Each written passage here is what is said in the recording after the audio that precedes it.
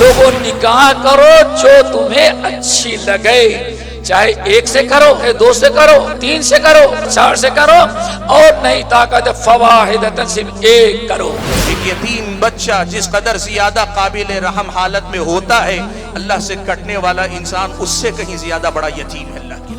वो शख्स मुकम्मल मोमिन है ही नहीं, कौन? जिसका पड़ोसी उसके शर और फसाद से महफूज न रहे। बगैर तौहीद के कोई आदमी तकवा वाला मुत्तकी नहीं बन सकता।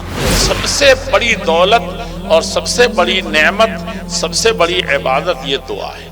अल्लाह ताला गुनाहों को माफ भी करते हैं और बहुत खुश होते हैं। एक औरत अपनी दीनदारी की बुनियाद पर मर्द से भी आगे बढ़ सकती है। मुसलमानों के तनाजुली के असबाब में से सबसे बड़ा सबब यह है कि मुसलमानों ने पढ़ना छोड़ दिया। ज़ानी ज़िना करते वक्त मोमिन नहीं रहता, और इसी तरीके से चोर चोरी करते वक्त मोमिन नहीं रहता। कोई अगर शराब पीता है तो मोमिन नहीं रहता, यानी कामिल ईमान वाला नहीं रहता। किसी इंसान के लिए कोई काम करना उस वक्त तक हलाल नहीं है जब तक अल्लाह ताला का हुक्म उसके बारे में मालूम ना कर ले। अल्लाह की इताअत करो, रसूल की इताअत करो, आपस में झगड़े न करो, फसाद न पैदा करो। इस उम्मत को ये समझना पड़ेगा कि 90% कोई नंबर नहीं होता। इस उम्मत को ये समझना पड़ेगा कि कामयाबी 99% से भी नहीं आती। का जो शख्स भी नेक अमल करेगा, चाहे वो मर्द हो या औरत, ये दोनों ईमान के अंदर बराबर है। अपनी औलाद को इस बात की वसीयत करो कि बेटे मुसलमान बनकर जिंदा रहना और मरना तो इस्लाम पर। दारुल उलूम अहमदिया सल्फिया 32वां जलसा मुज़ाकरा इल्मिया।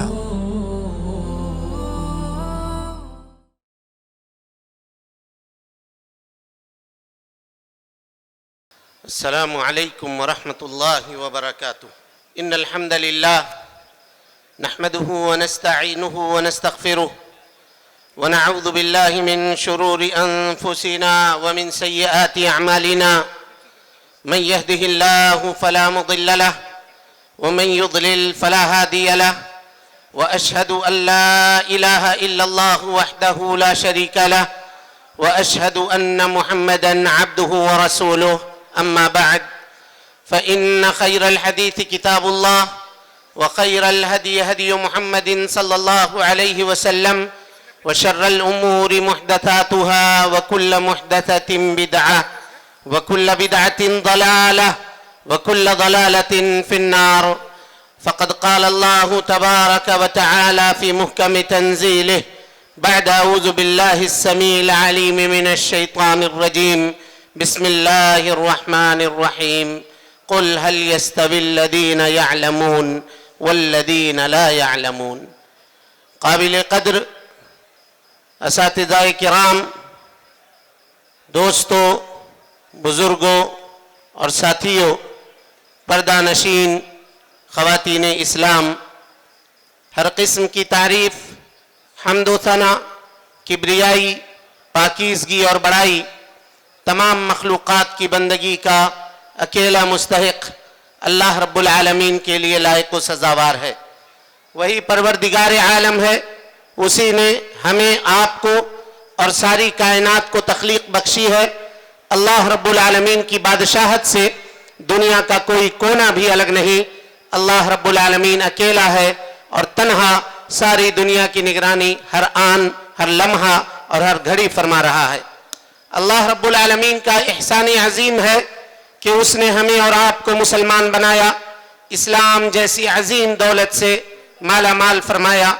अल्लाह रब्बुल आलमीन ने अपने पैगाम को, अपनी तालीम को सारी इंसानियत के लिए आम फरमाया है, और इस काम को पाए तकमील तक पहुँचाने के लिए हर दौर में अंबियाए किराम को दुनिया के अंदर भेजने का सिलसिला भी जारी फरमाया था। आखिरी नबी आखिरी पैगाम लेकर, आखिरी कानून और आखिरी शरीयत लेकर इस दुनिया के अंदर तशरीफ़ लाए, और इस आखिरी नबी ने जिस तरह से अल्लाह रब्बुल आलमीन के दिए हुए आखिरी पैगाम को पाया था, हू बहू वैसा ही बग़ैर किसी कमी और बेशी के इंसानियत के सामने पेश फरमा दिया। और इससे भी आगे बढ़ कर के आप सल्लल्लाहु अलैहि वसल्लम ने اپنی نبوت کی 23 سالہ زندگی میں رات اور دن کی گھڑیوں کے اندر اللہ رب العالمین کے دیے ہوئے آخری پیغام کو عملی طور پر برت کر سارے جہان والوں کے لیے قیامت تک کے لیے بطور نمونہ چھوڑ دیا۔ درود و سلام ہو اشرف المخلوقات میں سب سے افضل، قیامت کے دن کے سردار جناب محمد رسول اللہ صلی اللہ علیہ وسلم پر۔ اللہم صلی علی محمد وعلی آل محمد كما صليت على إبراهيم وعلى آل إبراهيم إنك حميد مجيد اللهم بارك على محمد وعلى آل محمد كما باركت على إبراهيم وعلى آل إبراهيم إنك حميد مجيد۔ محترم حاضرین، سامعین کرام، جیسا کہ ناظم جلسہ نے آپ کے سامنے یہ بتلایا کہ اس پررونق اجلاس میں جس عنوان کی وضاحت کرنے کا مکلف بنایا گیا ہوں وہ عنوان ہے دور حاضر میں مدارس کی اہمیت اور اس کی ضرورت۔ سیدھے ہم اپنے موضوع پہ آتے ہیں کیونکہ وقت ہو چکا ہے اور میرے بعد بھی ایک مقرر ہیں اور ہم یہ چاہیں گے کہ وہ مہمان مقرر ہیں ان کو زیادہ سے زیادہ وقت مل سکے۔ بہرحال مدارس یہ مدرسہ کی جمع ہے اور اس کی اہمیت اور ضرورت کو صرف ایک لفظ میں اگر بیان کیا جائے تو بعض علماء نے کہا کہ یہ مدارس دین کے قلعے ہیں۔ قلعہ کیوں بنوایا جاتا تھا؟ گزشتہ زمانے میں بادشاہ و سلاطین اپنے ملک کی حفاظت کے لیے، اپنی سرحدوں کو بچانے کے لیے قلعوں کو تعمیر کیا کرتے تھے۔ آج بعض جگہوں کے اوپر تاریخی طور پر یہ قلعے آپ کو دیکھنے کے لیے مل جائیں گے۔ جب وہ قلعوں کی دیواروں کو ڈھا دیا جاتا یا قلعوں کے دیواروں کو توڑ دیا جاتا اور دشمن اگر شہر میں قریے میں داخل ہو جاتا تو وہ بادشاہ پھر باقی نہیں بچتا تھا، یا تو وہ قیدی بنا لیا جاتا یا پھر اس کی گردن مار دی جاتی، الغرض اس کی سلطنت ختم ہو جاتی، اس کی بادشاہت لٹ جاتی تھی۔ تو مدارس اگر دین کے قلعے ہیں تو اگر ان مدارس کو ختم کر دیا جائے یا کسی بھی طرح سے اگر ان کو کمزور کر دیا جائے تو انبیائی دعوت کا مشن جو ان مدارس سے بلند کیا جاتا ہے وہ دعوت بھی کمزور پڑ جائے گی۔ لا الہ الا اللہ اور محمد رسول اللہ کی صدائیں جو یہاں سے بلند ہوتی ہیں وہ صدائیں بھی مان پڑ جائیں گی اور امت کے اندر بے راہ روی کا ایک سیلاب پیدا ہوگا۔ اگر تاریخ کے اوپر آپ روشنی ڈالیں تو جب یہ دنیا قائم نہیں ہوئی تھی تو اس دنیا کے قیام سے پہلے اللہ رب العالمین نے سب سے پہلا مدرسہ آسمان میں قائم کیا تھا۔ وَعَلَّمَ آدَمَ الْأَسْمَاءَ كُلَّهَا ثُمَّ عَرَضَهُمْ عَلَى الْمَلَائِكَةِ فَقَالَ أَنْبِئُونِي بِأَسْمَاءِ هَؤُلَاءِ إِن كُنتُمْ صَادِقِينَ۔ اللہ رب العالمین نے آسمان میں حضرت آدم علیہ السلام کو ہر چیز کا علم دیا، ہر چیز کا علم سکھایا۔ پتہ یہ چلا کہ ضروری نہیں ہے کہ مدرسہ کے لیے چہار دیواری ہو۔ اگر کوئی آدمی درخت کے نیچے بیٹھ کر کے، فضاؤں میں جا کر کے، سمندر کے درمیان میں کہیں بھی پہنچ کر کے اگر علم دیتا ہے تو وہ مدرسہ ہے۔ جیسا کہ اللہ رب العالمین نے حضرت آدم علیہ السلام کو ساتوں آسمان کے اوپر یا جنت الفردوس میں یا جنت میں علم دیا اور پوری دنیا کے چیزوں کا یا اشیاء کا علم حضرت آدم علیہ السلام کو سکھایا۔ لہذا حضرت آدم علیہ السلام کے بعد جتنے بھی انبیاء اس دنیا کے اندر تشریف لائے وہ اسی مشن کو لے کر کے آئے۔ یہ باتیں آپ کے سامنے ہو چکی ہیں۔ وَلَقَدْ بَعَثْنَا فِي كُلِّ أُمَّةٍ رَسُولًا أَنِ اعْبُدُوا اللَّهَ وَاجْتَنِبُوا الطَّاغُوتَ۔ حضرت آدم علیہ السلام توحید لے کر کے اس دنیا کے اندر آئے تھے اور حضرت آدم علیہ السلام کے بعد 1000 سال تک دنیا توحید ہی جانتی تھی، شرک نہیں جانتی تھی۔ قوم نوح میں سب سے پہلے حضرت نوح علیہ السلام کے زمانے سے پہلے شرک پیدا ہوا اور پھر دنیا شرک سے متعارف ہوئی۔ 1000 سال زمین کے اوپر ایسا گزرا ہے کہ یہاں شرک نہیں تھا۔ لوگ آج کہتے ہیں کہ فلاں دھرم قدیم ہے، فلاں دھرم قدیم ہے۔ دھرم جو قدیم ہے وہ اسلام ہے، وہ توحید ہے۔ جو تمام انبیاء لے کر کے آئے تھے. ہاں شریعتیں مختلف تھیں. حضرت موسیٰ کی شریعت الگ تھی, حضرت عیسیٰ کی شریعت الگ تھی, لیکن توحید کے حوالے سے اگر آپ دیکھیے, اتباع کے حوالے سے اگر آپ دیکھیے, تو ہر نبی توحید کی دعوت دیتا تھا اور ہر نبی اپنے زمانے میں واجب الاتباع ہوا کرتا تھا.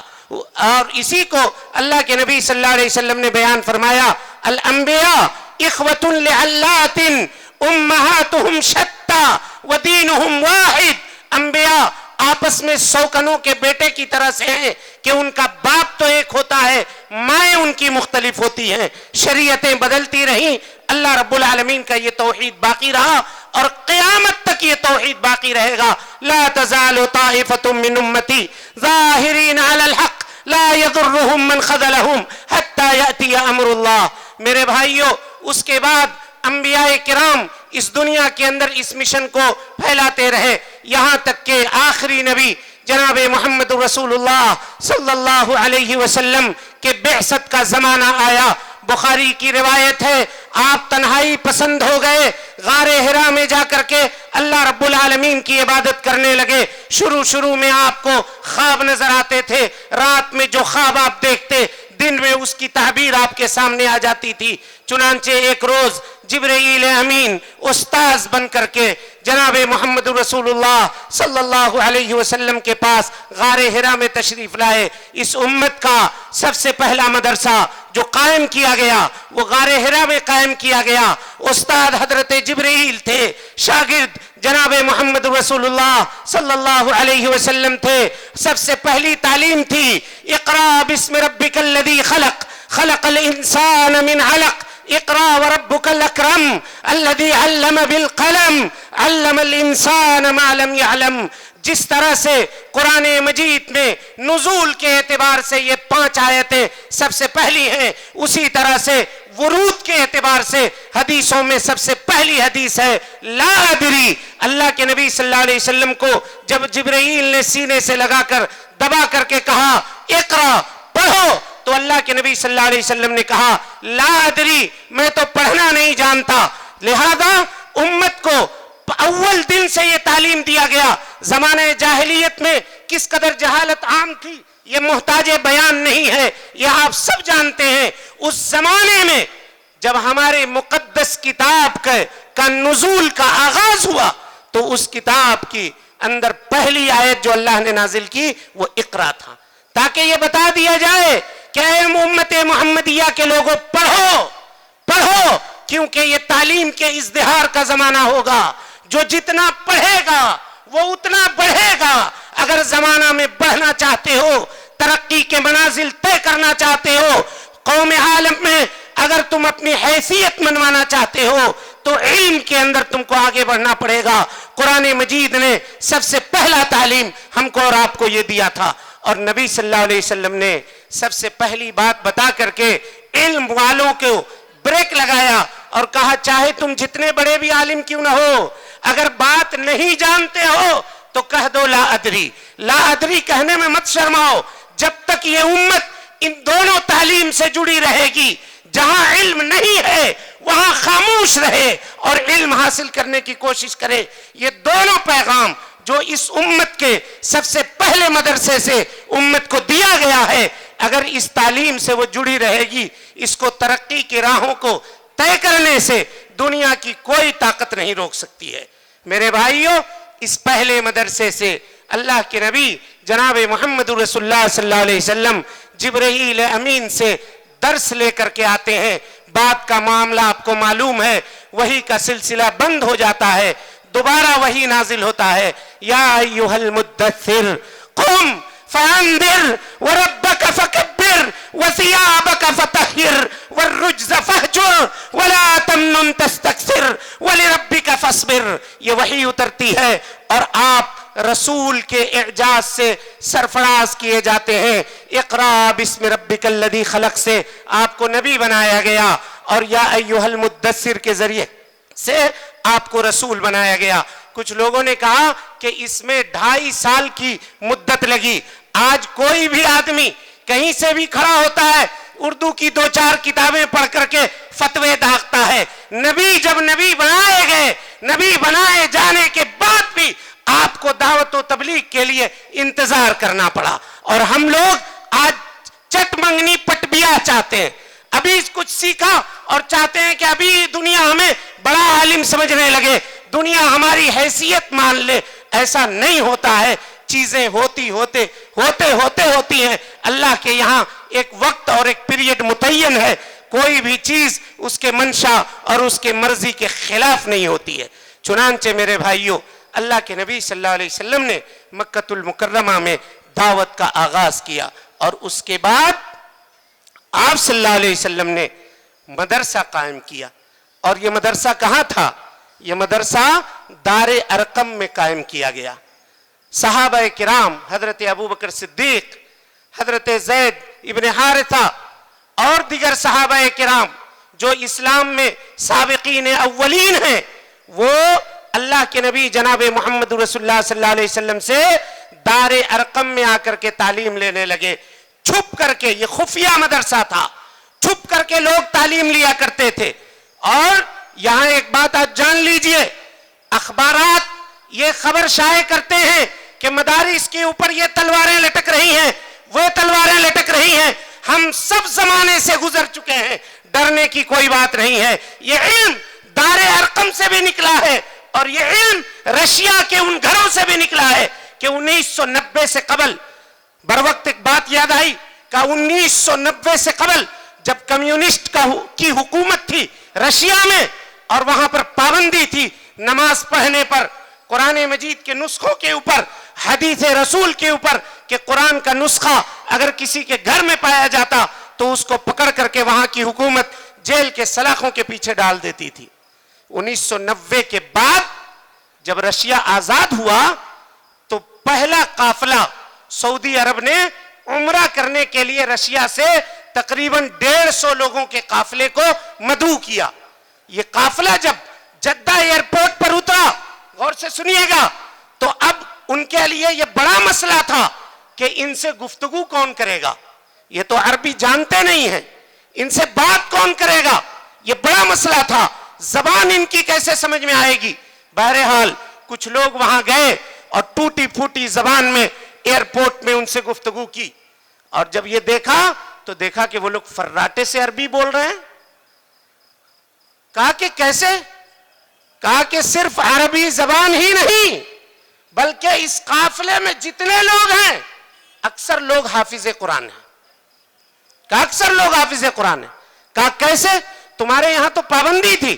کہا ہاں پابندی تھی، لیکن رات کی تاریکی میں ہم ایک گھر متعین کرتے تھے اور ہمارا استاذ وہاں موجود ہوتا، ہم چھپ کر کے اس گھر میں جاتے تھے اور وہاں دینی تعلیم حاصل کیا کرتے تھے۔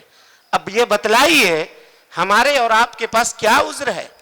مشنری اسکولوں میں اپنے بچوں کو پڑھانے کے لیے ماں باپ صبح سے لے کر کے شام تک لائن لگاتے ہیں کہ ہم اپنے بچوں کو وہاں پڑھائیں گے، وہاں تعلیم دیں گے۔ لوگ کہتے ہیں کہ مولوی بن کر کے کیا کرے گا؟ مسجد کی خدمت کرے گا، 10,000 کی نوکری پہ اپنی زندگی گزارے گا۔ ہم یہ نہیں کہہ رہے ہیں کہ آپ ڈاکٹر نہ بنیے، ہم یہ نہیں کہہ رہے ہیں کہ آپ انجینئر نہ بنیے، لیکن اتنا تو ضرور سیکھیے کہ کل مرنے کے بعد قبر میں جو 3 سوال آپ سے کیا جانا ہے، بلکہ 4 سوال، اس میں کوئی سوال ایسا نہیں ہوگا کہ آپ نے نیٹ پاس کیا تھا یا نہیں کیا تھا، انجینئرنگ میں تمہارے مارکس کتنے تھے، یہ سوال فرشتے نہیں پوچھیں گے۔ سوال پوچھیں گے من ربو کا، تمہارا رب کون ہے، وما دینو کا، تمہارا دین کیا ہے، تمہارے نبی کون ہے۔ کم سے کم مسلمان ہونے کی حیثیت سے یہ اتنی بات تو ایک انسان کو جاننی چاہیے۔ میں نے کئی لوگوں کو ایسا دیکھا ہے، بہت پیسہ کمایا، کروڑوں کے مالک ہیں، بوڑھے جب ہوئے تو روتے تھے، قرآن مجید کا نسخہ لے کر روتے تھے کہ ہم مولانا ہم نے 60 سال 70 سال اس دنیا میں گنوا دی، قرآن مجید دیکھ کر کے ناظرہ بھی ختم نہیں کیا ہے۔ باپ نے KG میں ڈال دیا تھا، PG سے باہر نکال دیا۔ قرآن کس کو کہتے ہیں؟ سورہ فاتحہ تک ہم کو یاد نہیں ہے۔ ایسے بھی مسلمان اس دنیا کے اندر موجود ہیں۔ یہ کتنی بدنصیبی کی بات ہے کہ ایک آدمی 60 سال 70 سال 80 سال کی زندگی اس دنیا میں گزار دے اور اس کو یہ معلوم بھی نہ ہو کہ اللہ رب العالمین نے قرآن مجید میں اس کے لیے کیا پیغام بھیجا ہے. اور اس کے بعد ہم شکایت کرتے ہیں, کہتے ہیں کہ ڈاکٹر لوٹتے ہیں, کہتے ہیں کہ انجینئر لوٹتے ہیں, فلاں ٹھگتے ہیں, فلاں دھوکہ دیتے ہیں. کیوں نہ دیں گے؟ کوئی بھی علم, یہ قاعدہ یاد کیجئے, کوئی بھی علم اگر اس کو وحی الہی کا لگام نہ لگایا جائے تو وہ علم بندر کے ہاتھ میں دیا گیا استرا ہے, جس سے وہ یا تو خود اپنا نقصان کرے گا یا دوسرے لوگوں کا نقصان کرے گا. اس لیے ہر علم کے اوپر وحی الہی کی پہرہ داری ضروری ہے, وحی الہی کا لگام لگانا ضروری ہے. تاریخ میں اس کی کئی ایک مثالیں ملتی ہیں, لیکن وقت کی قلت کی وجہ سے وہ مثالیں میں آپ کے سامنے نہیں رکھوں گا. گفتگو کو آگے بڑھاتا ہوں. دار ارقم میں یہ معاملہ پیش آیا, اور اس کے بعد جب رشیا کے حاجیوں نے یا عمرہ کرنے والوں نے یہ کہا کہ ہم تو قرآن مجید اس طرح سے پڑھا کرتے تھے اور وہاں ہم نے حفظ کیا ہے. اور اس کے بعد جب رشیا کے لوگ حج کرنے کے لیے آئے, علامہ محمد ابن عثیمین جو امت کے بڑے فقیہ گزرے ہیں, ان کو جدہ ایئرپورٹ پہ بھیجا گیا حج کے زمانے میں. یہ لکھتے ہیں کہ جب بھیجا گیا مجھے تاکہ میں حاجیوں کو حج کے کچھ مسائل سمجھا دوں, اس وقت ٹرانسلیٹر موجود تھا. شیخ نے تقریر کی اور تقریر کرنے کے بعد جب اٹھ کر جانے لگے تو ان کی زبان میں جو ٹرانسلیٹ کرنے والا شخص موجود تھا, اس نے رشین زبان میں ان حاجیوں سے کچھ کہہ دیا. اب وہ سارے حاجی جو جا رہے تھے وہ پلٹ کر کے دوڑ کر کے شیخ کے پاس آنے لگے. کہا آپ ہی شیخ محمد ابن عثیمین ہیں؟ کہا میں ہی ہوں.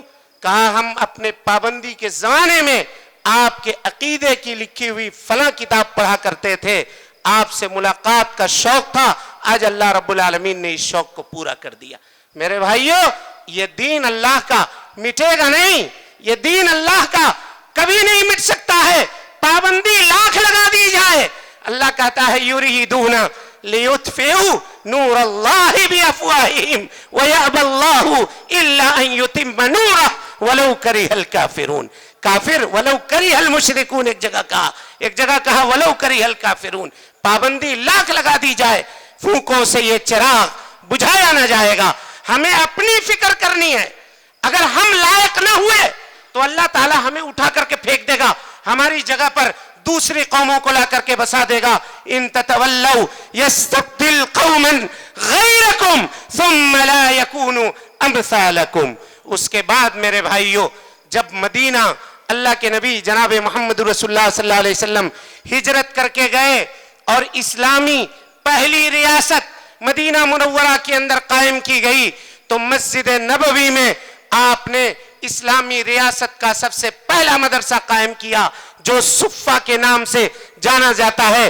اس مدرسے میں 70 سے 80 طلبہ کے کیپیسٹی تھی اور اس کی صلاحیت تھی. یہ لوگ جمع ہوتے تھے, اللہ کے نبی صلی اللہ علیہ وسلم وہاں درس دیا کرتے تھے. اسی مدرسے کے فارغ ہیں حضرت ابو ہریرہ رضی اللہ عنہ, اسی مدرسے کے فارغ ہیں حضرت عبداللہ ابن عمر, اسی مدرسے کے فارغ دیگر صحابہ کرام رضوان اللہ علیہم اجمعین ہے. آپ غور کیجئے گا, جب اللہ کے نبی صلی اللہ علیہ وسلم حجۃ الوداع میں تھے تو 1 لاکھ 1.25 لاکھ سے زیادہ صحابہ کرام نے آپ کے ساتھ حج کیا. لیکن آپ بقیع میں جا کر کے دیکھیں تو مشکل سے 10,000 سے بھی کم صحابہ کرام کی قبریں آپ کو ملیں گی. کہاں گئے باقی صحابہ؟ یہ سب نبوت کے نبوی اس مدرسے سے علم حاصل کرنے کے بعد دنیا کے مختلف گوشوں میں پھیل گئے, علم پھیلانے لگے. اللہ تعالیٰ کے پیغام کو اللہ کی مخلوق تک پہنچانے میں انہوں نے سفر کیا, اپنے ملک کو ترک کیا, اپنے دنیا کو ترک کیا اور گئے. اسی کے لیے اللہ کے نبی جناب محمد رسول اللہ صلی اللہ علیہ وسلم نے کہا تھا, من سلک طریقا یلتمس فیہ علما سہل اللہ لہ بہ طریقا الی الجنہ. جو آدمی علم سیکھنے کے لیے سفر کرے گا تو یہاں چلے گا تو اللہ رب العالمین اس کے بدلے میں جنت کے راستے کو اس کے لیے آسان کر دے گا.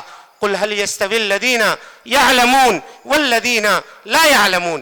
چنانچہ میرے بھائیوں, صفہ کے اندر یہ تعلیم کا آغاز کیا گیا. نبی صلی اللہ علیہ وسلم وہاں درس دیا کرتے تھے. صحابہ کرام رضوان اللہ علیہم اجمعین اس درس سے مستفید ہوا کرتے تھے. یہاں تک کہ جب نبوت کے بساط کو لپیٹنے کا وقت آ گیا, جناب محمد رسول اللہ صلی اللہ علیہ وسلم کے دنیا سے رخصت ہونے کا وقت آ گیا, تو حجۃ الوداع کے موقع پہ آپ نے صحابہ کرام کو جمع کر کے کہا تھا کہ کیا اللہ کے پیغام کو ہم نے پہنچا دیا تم تک؟ جو دین کی ذمہ داری, تبلیغ دین کی ذمہ داری جو اللہ نے میرے کندھے پر ڈالی تھی, کیا میں نے اس کو پورا تم تک پہنچا دیا؟ تو اللہ کے مخلوق نے اللہ کو حاضر ناظر جان کر کے وہاں یہ گواہی دی تھی کہ اللہ کے نبی صلی اللہ علیہ وسلم بلا قد بلغتا وادیتا ونصحتا, اے اللہ کے نبی صلی اللہ علیہ وسلم آپ نے نصیحت تمام کر دی, آپ نے حجت تمام کر دی. جو پیغام اللہ نے آپ کو دیا تھا اس پیغام کو آپ نے ہم تک پہنچا دیا. اس کے بعد میرے بھائیوں مختلف ادوار میں مدارس کا قیام ہوتا رہا. 309 میں نیسا پور میں مدرسہ بیہقیہ قائم کیا گیا. اسی طرح سے بغداد میں جامعہ نظامیہ قائم کیا گیا. اسی طرح سے اندلس میں مدرسہ قائم کیا گیا. اور اس طرح سے یہ مدارس کا دور چلتا رہا. لوگ اس علم سے فیضیاب ہوتے رہے. مدارس کی اہمیت اور اس کی ضرورت آپ کے سامنے بتائی جا رہی ہے. اس کے بعد اسی ہندوستان کے اندر غور کیجئے گا, جب مغلوں کی حکومت تھی تو مدرسے کا اس طرح سے نظام تو نہیں تھا, لیکن اتالیق مقرر ہوا کرتے تھے جو لوگوں کو اکٹھا کر کے جمع کر کے علم سکھایا کرتے تھے, تعلیم دیا کرتے تھے. کوئی سنسکرت پڑھتا تھا, کوئی بیضاوی پڑھتا تھا, کوئی تفسیر پڑھتا تھا, کوئی کچھ اور پڑھتا تھا. آپ کو بتا دوں 1857 میں جب انگریز حملہ کرنے کے لیے داخل ہوا تو بنگال کے علاقے میں, غور کیجئے گا, بنگال کے علاقے میں 3 لاکھ, 3000 نہیں, 300 نہیں, 3 لاکھ اہل حدیث علماء کو انگریزوں نے پھانسی کے تختہ دار کے اوپر چڑھایا تھا اور ان کو قتل کیا تھا. وہ علماء کہاں کے فارغ تھے؟ وہ علماء کس مدرسے سے آئے تھے؟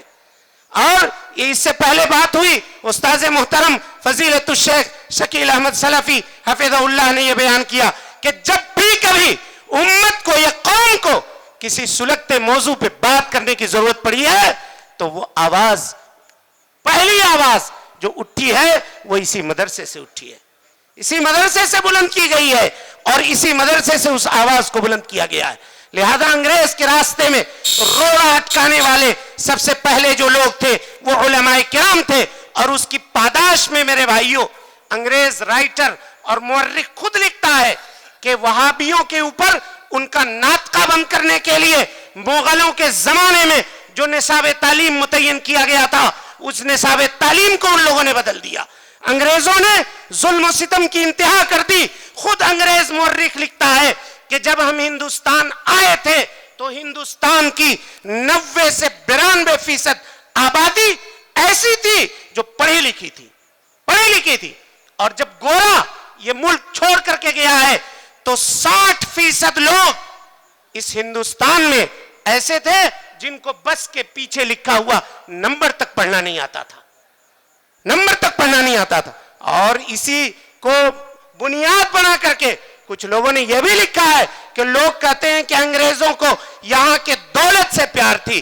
یہ ایسا نہیں ہے, بلکہ انگریزوں کو یہاں کے علم سے نفرت تھی. وہ نہیں چاہتے تھے کہ یہ علم میں ترقی کرے, وہ نہیں چاہتے تھے کہ جو قال اللہ اور قال رسول کی مجلسیں یہاں قائم کی جاتی ہیں وہ مجلسیں یہاں قائم ہوں. لہذا سب سے زیادہ جس کا نقصان غدر کے دنوں کے اندر اور اس کے بعد آزادی کی تحریک میں سب سے زیادہ جس کا نقصان ہوا ہے میرے بھائیوں, وہ نقصان مدارس کا ہوا ہے. وہ ساری وقف کی جائیداد جو مغلوں کے زمانے میں کی گئی تھی انگریزوں نے اس کے اوپر قبضہ کر لیا اور مدارس کا ناطقہ بند کر دیا. جب یہ 3 لاکھ علماء کرام شہید ہوئے تو ملت کے جو اس وقت جیالے تھے وہ سر جوڑ کر کے بیٹھتے ہیں کہ اگر علماء اس طرح سے مارے جاتے رہے تو اس دین کا کیا ہوگا.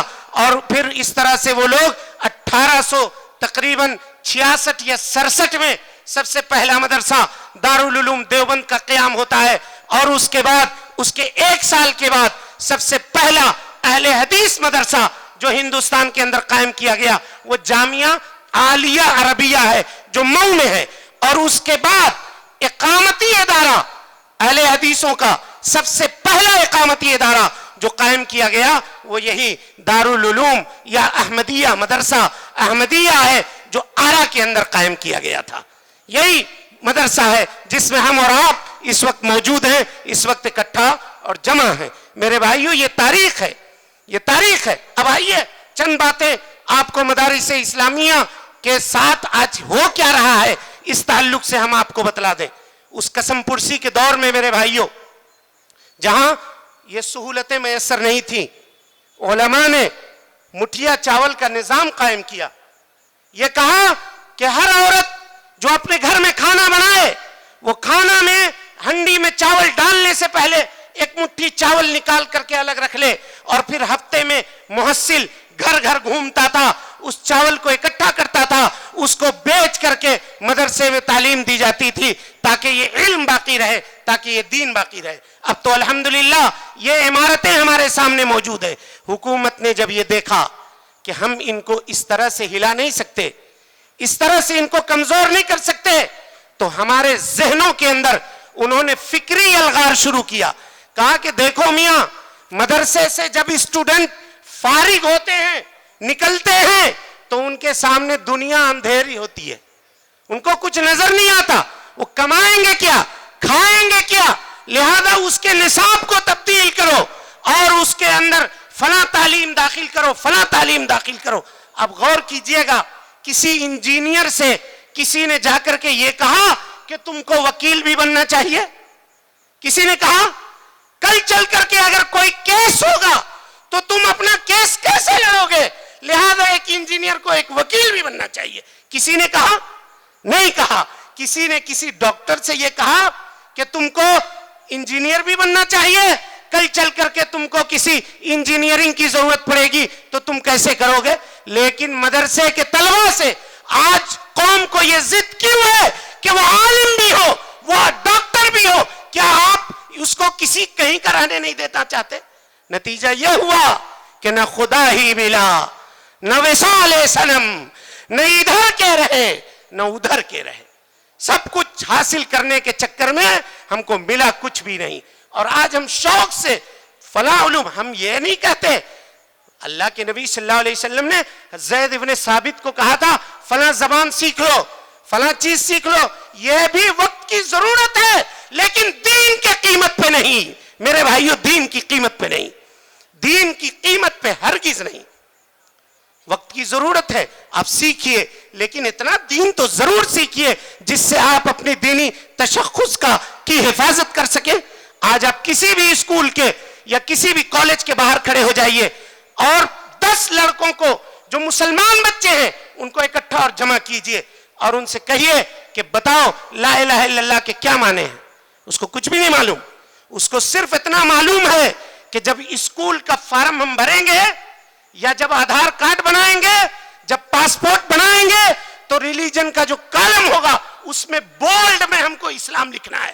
بس یہی ہے. یہی وجہ ہے نا کہ آج محبت کے نام پہ، پیسے کے نام پہ، عشق کے نام پہ مسلمان مرتد بھی ہو رہے ہیں اور مسلمان بچیاں یہ بھاگ رہی ہیں. یہ اس کے مجرم ہم خود ہیں.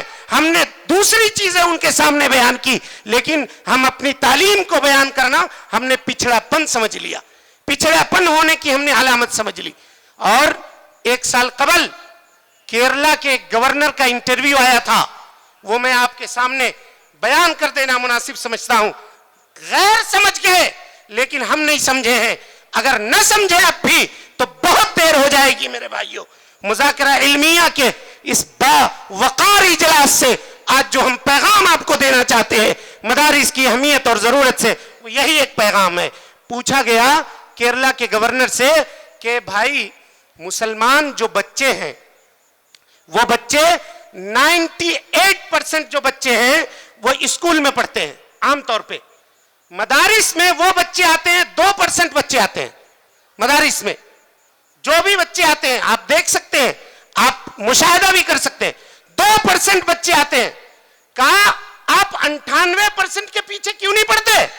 یہ 2% کے پیچھے آپ کیوں پڑے ہوئے ہیں؟ یہ کیا کر لیں گے؟ کہا کہ تمہیں معلوم نہیں ہے یہی وہ 2% ہے جو مسلم امہ کی قیادت کرتے ہیں.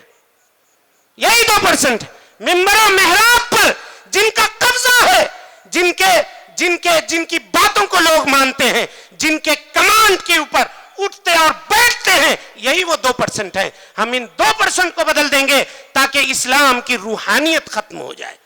اور آج یہی وقت چلا ہے جب ٹائمز اخبار کی وہ رپورٹ ہے کہ اسپین کے اندر عیسائی مشنری اسکولوں کی اور اس کے ذمہ داروں کی پوپ جان پال کے ساتھ جو ملاقات ہوئی, اور اس ملاقات میں سروے کیا گیا کہ اتنے ہم نے مشنری اسکول کھولے, اتنے کنڈر گارڈنز بنائے, اتنے کیتھیڈرل بنائے, کتنے لوگ تبدیل ہوئے, کتنے لوگ بدلے, کتنے مسلمانوں نے اپنے دین سے دستبرداری کا اعلان کیا. میرے بھائیوں, ملیشیا سے لے کر کے ایتھوپیا اور افریقہ کے جنگلوں تک جب سروے کیا گیا تو 9 یا 10 خاندان ایسے تھے جنہوں نے اپنے دین کو بدلا تھا. ان لوگوں نے کہا کہ یہ تو بڑا گھاٹے کا سودا ہے, مسلمان بدلتا نہیں ہے, مسلمان تبدیل نہیں ہوتا ہے, اس کو کیا کیا جائے, کیا کیا جائے. تو بہت غور کرنے کے بعد جو پوپ تھا جان پال, اس نے یہ کہا تھا, اس کے جملے کو سمجھیے گا, کہا تھا کہ ذرا یہ بتاؤ تم نے جو ادارے قائم کیے ہیں ان اداروں میں پڑھنے والے بچے تمہارے زیادہ ہیں یا ان کے ہیں؟ کہا بچے تو ان کے ہیں. وہ ماں باپ دھوپ میں بھی ہم 2-2 گھنٹہ کھڑا کر دیں ان کو تو فارم لینے کے لیے وہ صبح سے شام تک کھڑے ہو جائیں, صبح سے شام تک کھڑے ہو جائیں فارم لینے کے لیے. اور مدرسے میں اگر کبھی آیا داخلہ کروانے کے لیے اور دیکھا کہ آفس بند ہے تو چھمک کے یہاں سے بھاگے گا, کہے گا کہ مدرسہ والے تو ٹائم ٹیبل کے پابند نہیں ہے. یہ حال ہے ہمارا, اور ہم کہتے ہیں کہ ہم مسلمان ہیں, ہم کہتے ہیں کہ ہم اس دین کی حفاظت کرنے والے ہیں. شرم آنی چاہیے ہمیں اور اپنا جائزہ لینا چاہیے. مشنری کے اسکولوں میں فارم حاصل کرنے کے لیے لائن پہ دن بھر کھڑے ہوئے رہنے والے لوگ مدرسوں کے معاملے میں شکایت کس زبان سے کرتے ہیں؟ کس زبان سے وہ مدرسے کو برا بھلا کہتے ہیں؟ چنانچہ پاپ نے کہا تھا کہ تم آرام سے سو جاؤ, تم کو فکر کرنے کی ضرورت نہیں ہے. وہ مسلمان بچے جو ہمارے ادارے میں پڑھ رہے ہیں ان کے اندر سے اسلام تو باقی رہے گا ان کے اندر, لیکن اسلام کی روحانیت کا ہم خاتمہ کر دیں گے. وہ باقی نہیں رہے گا, وہ ہمارے ہو جائیں گے, وہ پھر ان کے نہیں ہوں گے. آپ دیکھ لیجئے حالات آج کیا ہے. یہ ہم نہ آپ کے سامنے بیان کر سکتے ہیں, نہ اس کی طاقت میرے پاس ہے, اور نہ اس کو سننے کی طاقت اور تاب آپ کے پاس ہے.